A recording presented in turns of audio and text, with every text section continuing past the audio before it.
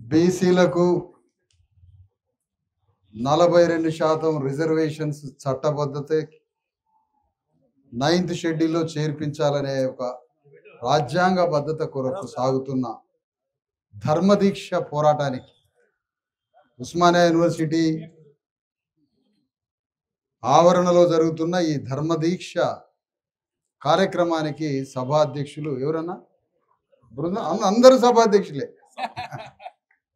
సభాధ్యక్ష వర్గానికి ఇప్పటిదాకా మాట్లాడి వెళ్ళిన చిరంజీవులు ఐఏఎస్ గారికి, జస్టిస్ ఈశ్వరయ్య గారికి, మాట్లాడినటువంటి ప్రొఫెసర్ కోదండరామ్ గారికి, ఇంకా మరి వేదిక మీద చాలామంది నాయకులు ఉన్నారు. మీరు ఏమైనా పేర్లు ఇచ్చినా చదువుతా, అసలు ఏం అవసరం లేదన్నా ఆగుతా. మళ్ళీ అది పెద్ద కొట్లాట. అది ఈ ఎండలో ఎవరన్నా నీడ పట్టున బీసీలు ఉంటే ఒక్కసారి ఎండలోకి రండి. బీసీలు నీడ పట్టునంటే మన ఉద్యమం ఎట్లయితుంది? బీసీలు అయ్యి ఉంటే ఒకవేళ నేను కాదంటలేదు అయ్యా, బీసీలు అయ్యి ఉంటే ఎండలోకి రండి అయ్యా. పోనీ ఎండలోకి వచ్చిన కోట్ల రూపాయల డి విటమిన్ వస్తుంది, రండి.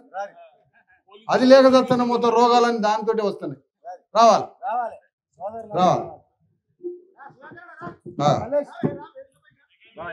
రావాలి ఆ చెట్టు కింద, ఇంకెన్నకాళ్ళు చెట్టు కింద రండి మీరు. రావాలా దా. ఈరోజు కాంగ్రెస్ పార్టీ వాగ్దానం చేసిన 42% విద్యా ఉద్యోగ స్థానిక పరిపాలన వ్యవస్థలో 42% రిజర్వేషన్ల అమలు కోసం దాన్ని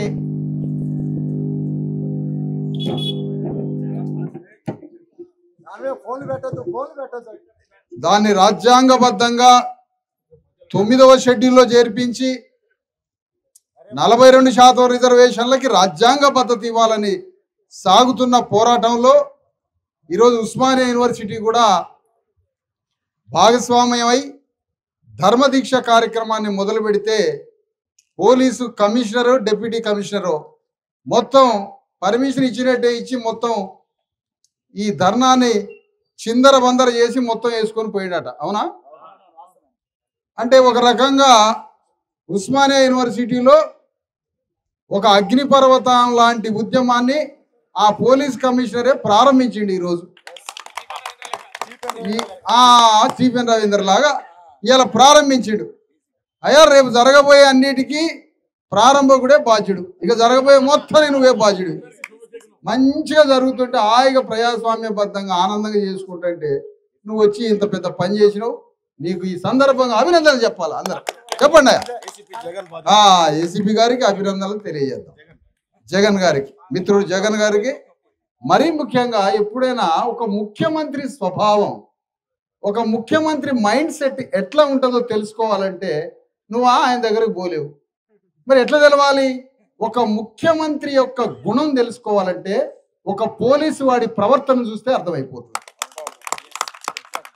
నీకేం అవసరం లే, ఒక పోలీసు యొక్క గుణగణాలు, అతని యొక్క ప్రవర్తనే ముఖ్యమంత్రి స్వభావం.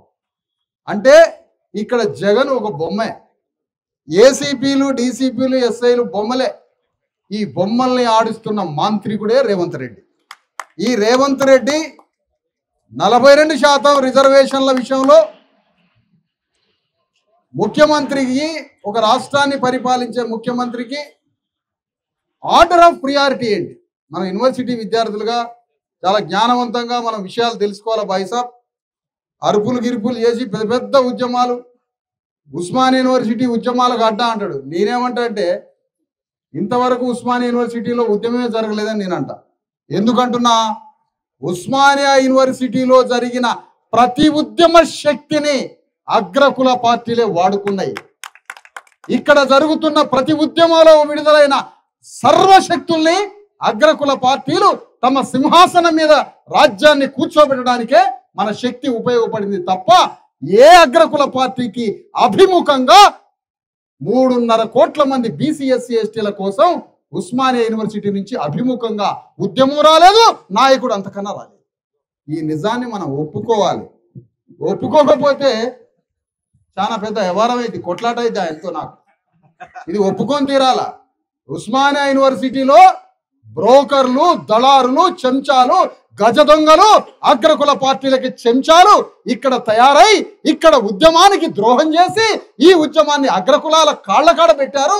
తెలిసి తెలియక ఉద్యమ శక్తిని అమాయక విద్యార్థులు అగ్రకులాలకి ఈ శక్తిని అందించారు తప్ప తెలంగాణలో ఉన్న 3.5 కోట్ల మంది బీసీ ఎస్సీ ఎస్టీల రాజ్యం కోసం ఒక్క ఉద్యమం ఇక్కడ జరగలేదు. అభిముఖంగా ఒక నాయకుడు పుట్టలేదు. ఇక్కడి నుంచి మాట్లాడితే ఉద్యమాలు అంటే ఎవరా అన్నది ఆ మాట? ఏ పోటు మునగాడు అన్నాడో రాండి నా ముందుకి. ఏ ఉద్యమం వచ్చిందో అడగండి. ఉస్మానియా యూనివర్సిటీలో ఇన్ని డిపార్ట్మెంట్లు ఉన్నాయి. సోషియాలజీ, రాజనీతి శాస్త్రం, సైకాలజీ, హిస్టరీ, ఇన్ని పబ్లిక్ అడ్మినిస్ట్రేషన్ డిపార్ట్మెంట్స్, పిహెచ్డీలు, ఇంత పెద్ద ఇంటలెక్చువల్స్ ఇక్కడ ఉన్నారు. ఏ ఉద్యమం అభిముఖంగా చేసినావు రాష్ట్రానికి? సాయుధ పోరాటం దగ్గర నుంచి ఇప్పటి వరకు 1,20,000 మంది చచ్చిపోయిన ఉద్యమం కోసం. 1,20,000 మంది చనిపోయిన అన్ని ఉద్యమాలకి మొన్న తెలంగాణ ఉద్యమం వరకు. ఇక మనం చావడానికి వీల్లేదు. 42% రిజర్వేషన్ల కోసం, బీసీ ఎస్సీ ఎస్టీ హక్కుల కోసం అమరవీరుడు రేవంత్ రెడ్డే కావాలి. ఇక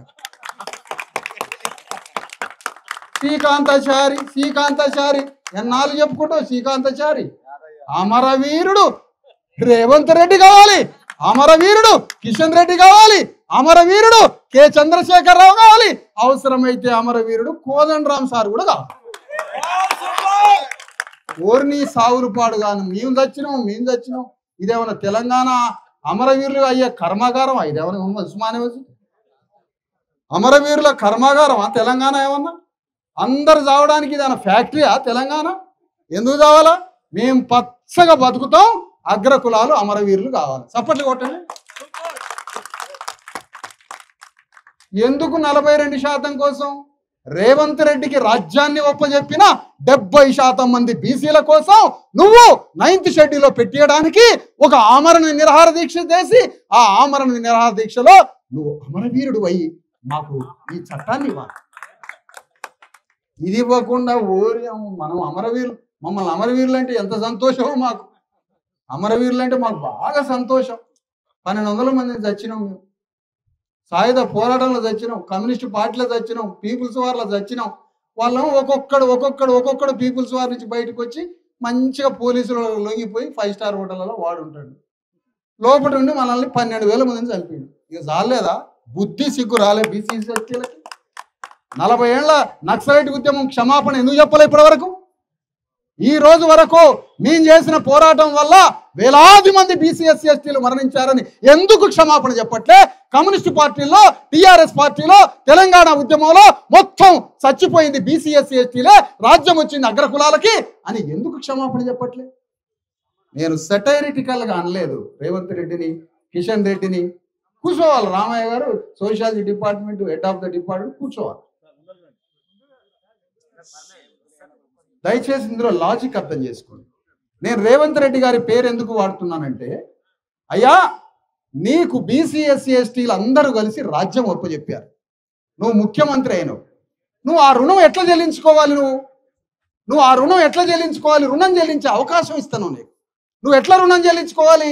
స్టేట్ చీఫ్గా రాష్ట్రానికి శాసన నిర్వహణలో ఒక తండ్రి లాంటి ముఖ్యమంత్రి అయినటువంటి రేవంత్ రెడ్డికి నీ ఆర్డర్ ఆఫ్ ప్రియారిటీస్ ఏంటి? నీ వర్క్ ఏంటి? 2.5 కోట్లు 3 కోట్ల మంది బీసీలు ఉన్నారు కదా.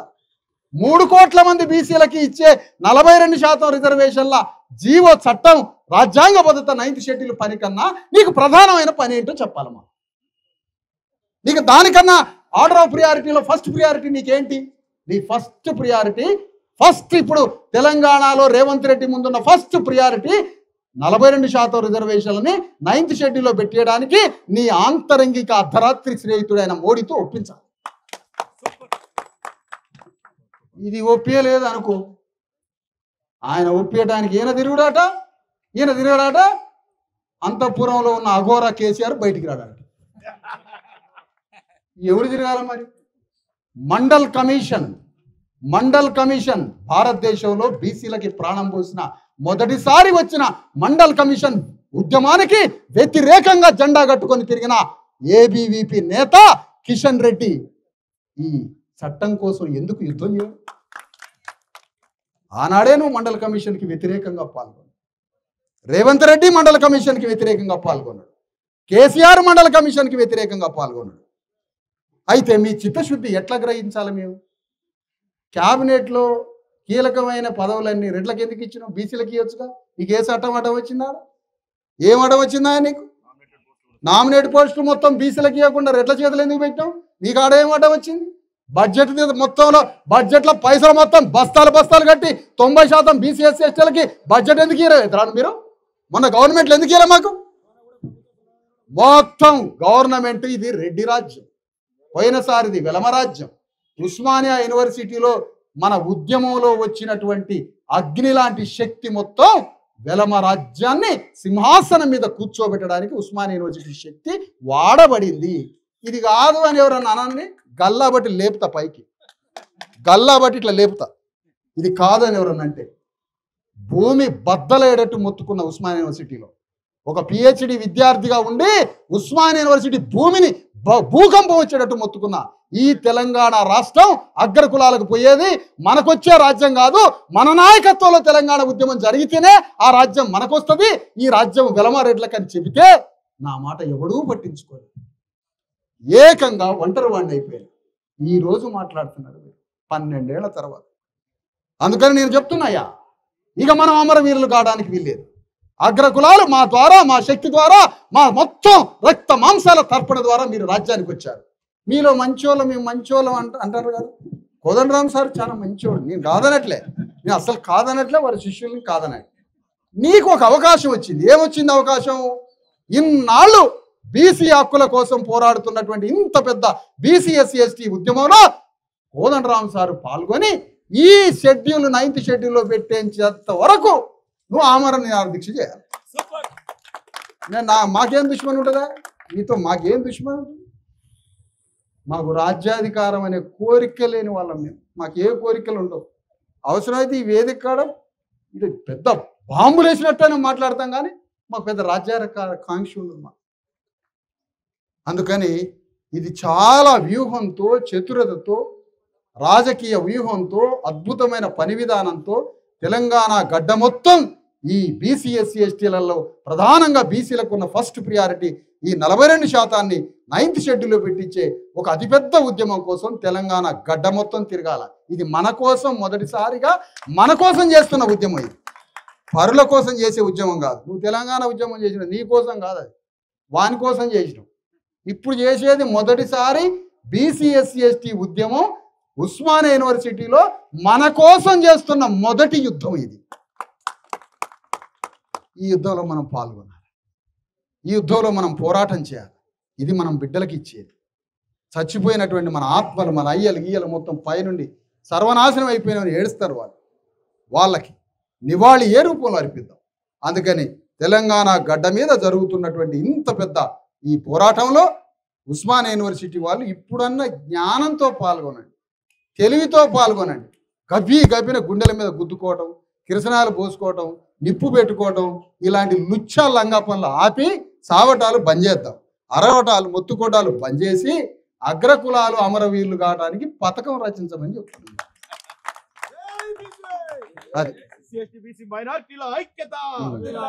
అది అందుకనే మీ ఎవడు సాగు కోరుకోగానే ఏం చెప్తున్నామంటే మిమ్మల్ని, అయ్యా బీసీ ఎస్సీ ఎస్టీల హక్కుల కోసం ఒక మహోద్యమం నడుస్తుంది. ఈ ఉద్యమం ద్వారా మీరంతా బీసీ ఎస్సీ ఎస్టీలకి కావలసిన సమానత్వ షేర్. కులగణన అంటే ఏంది? ఇక్కడ కమ్యూనిస్ట్ పార్టీ ఆయన ఉంటాడు, కులగణన అంటే అదంతా అంబేద్కర్ అంటాడు. మళ్ళీ ఆయనకు పెద్ద సోషలిజం, ఆయన కమ్యూనిజం. మళ్ళీ సోషలిజం అన్నా కులగణన అన్నా ఒకటే. ప్రతి కులానికి సమాన వాటా పంచడం అంటే మార్క్సిజం కన్నా గొప్ప మాట, అది కమ్యూనిస్ట్ పార్టీ కన్నా గొప్ప మాట. అందుకని మనం మాట్లాడాల్సింది ఇక్కడ తెలంగాణ గడ్డ మీద జరుగుతున్న ఈ మహా పోరాటంలో మొదటిసారిగా ఉస్మానియా యూనివర్సిటీ గడ్డ మీద తెలంగాణలో బీసీ ఎస్సీ ఎస్టీల విముక్తి కోసం, వారి రాజ్యం కోసం, వారికి రావాల్సిన రాజ్యాంగబద్ధ హక్కుల కోసం మొదటిసారిగా మన కోసం మనం చేస్తున్న విముక్తి యుద్ధం ఇది. ఈ యుద్ధంలో యూనివర్సిటీలో ఉన్న బీసీ ఎస్సీ ఎస్టీలంతా పాల్గొని రాబోయే 3-8 ఏళ్లలో తెలంగాణ గడ్డ మీద బీసీ ఎస్సీ ఎస్టీల రాజ్యాన్ని స్థాపించడంలో భాగంగా అండి ఈరోజు చేపట్టినటువంటి 9th షెడ్యూల్ పోరాటం ఏదైతే ఉందో, ఈ 9th షెడ్యూల్లో మన చట్టాన్ని తల్లి గర్భంలో భద్రంగా పరిచినట్టుగా మనం ఈ చట్టాన్ని కేంద్ర ప్రభుత్వం మీద యుద్ధం చేయొద్దు నాయన.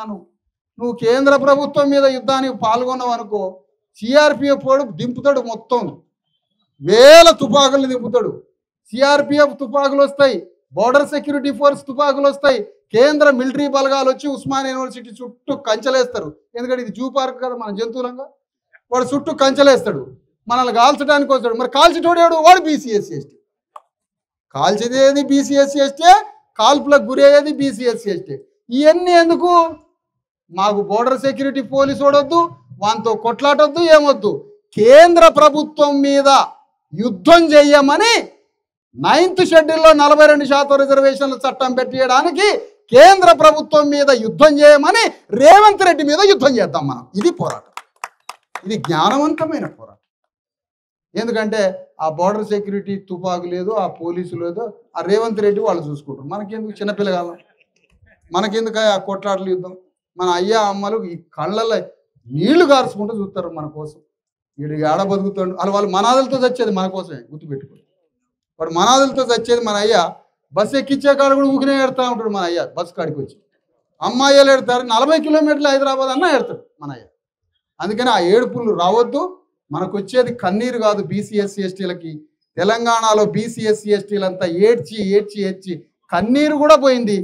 తెలంగాణ బీసీ ఎస్సీ ఎస్టీ కళ్ళల్లో వచ్చేది రక్త కన్నీరు వస్తుంది. ఈరోజు కన్నీరు కూడా పోయింది, ఇక దుఃఖం కూడా పోయింది. దుఃఖం తర్వాత వచ్చేది రక్త కన్నీరు మాత్రమే. బీసీ ఎస్సీ ఎస్టీల కళ్ళల్లో వచ్చేది రక్త కన్నీరు. ఆ రక్త కన్నీరు కూడా బయటకు వెళ్తే చచ్చిపోతాడు మనిషి. అందుకని ఇక ఆ పోరాటాలు వద్దు మనకి. మనం రాష్ట్ర ప్రభుత్వం మీద యుద్ధం చేద్దాం, కేంద్ర ప్రభుత్వానికి విజ్ఞాపన పత్రం ఇద్దాం. కానీ రేవంత్ రెడ్డి ప్రభుత్వం మీద యుద్ధం చేసి, నువ్వు మోడీ మీద యుద్ధం చేసి మా కాగితాలు తీసుకొచ్చి, ఆయన కాగితాలు కావాలి మాకు, కాగితాలు కావాలి మాకు.